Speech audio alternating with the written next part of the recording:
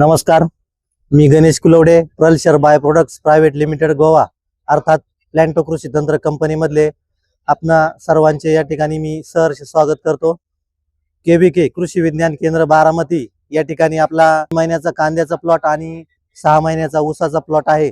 तर या 3 महिन्याच्या कांद्याच्या प्लॉटसाठी आपण पूर्णपणे प्लॅन्टो कृषी तंत्राचा वापर केलेला आहे। लागवड करताना सुरुवातीला बेसल डोस मध्ये प्लॅन्टो दाणेदार, त्याचप्रमाणे सुपर फॉस्फेट याचा वापर केलेला आहे। त्यानंतर आपण कांद्याची लागवड केलेली आहे। लागवडीनंतर आपण याला टप्प्याटप्प्याने वरतून प्लॅन्टो झाईम, प्लॅन्टो मायक्रो, पिस्टीम, झील ऑर्नेट यांचा आपण स्प्रे केलेले आहेत।